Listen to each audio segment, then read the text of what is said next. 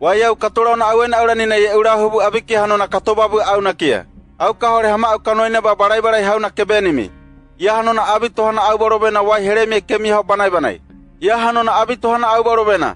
Hanopa kahau ki hanona aikate aitena pokina aite hana maya aite ayobina. Awai hanona ya to ayobina pokina ya hanona wai hereme nemiho mai wai yao miyai kemiho.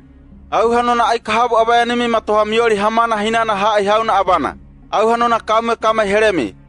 Rani papana murini hanopa kahau ki hanona au aikate hamuyana au. Ya wai hanona au katoi hana au. Pokina au nyamauri heamuna wai abomi mo kato mauri paunai. Wapue na kema yaone wai kato ayobina au hanona hama au aunai. Wai hanona au uai. Ihobo namo au hanona wai yao miyai. Hau eurahubu abikiania aiteana kia mai nibabu au na ke hauna hanona au nirauna au aina au. Ya au nirauna au aina au hauna hama au ke hore iya kirauna au aina. Ba au abomo iya karauna au aina. Ma iya herene kawaira tina.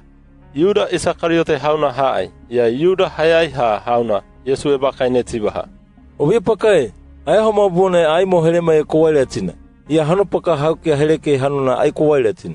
Yesu Yuda na abi eba mwene tibaha. Hau au nirauna au aina au hauna euba ayobi abika kebabu au nakia.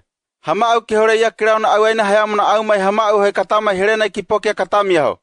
Hau ai nirauna au aina au hauna hanona eu abi ai nibabu au nakia. Abi ne ya kia tuo o hau ki hanona au kipo au abi haai. Ya hama au ehuna au haune na abi. Au ai kipokia hami hoyo ya ona tawa ne ya ki hanona aba hina na kia heremiai. A barai hauna au borobe au tawe hama au kehuna hauna ke hore tawa ikoi ke keba ayobinimi. Mai abi we ya ke koi ke haina hau ke kebara ona tinanimi. Baibu wai hereme na habona. Au baibu wai na benimi. We ya na hanona hanopaka euna ni baibe ni hauna abana haai. Au mi ai kiaro arima ya ai katota au. Wai abi au kahaboni mi hanona ai au batona. Ya hayamuna kama heremi. Wai au tulona au ena aurani nei. Au na hama au herena hanona au mi kena mo pokina ya hanona etara haiba au. Au tawa ne ya ke bariwa ba nyaba ayobi uaini mi ba muria katerama. Ba we ya ke katerama au na wai hanona abakatoa ai kakauma.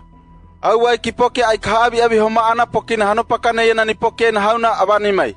Ya hanona au here wai na hiabu haai. Ya hanopaka ke ayobina au hanona hama au nyarauna au ena mai hama au ena abi hobo na yau nyababaina. To mikiri hamaka.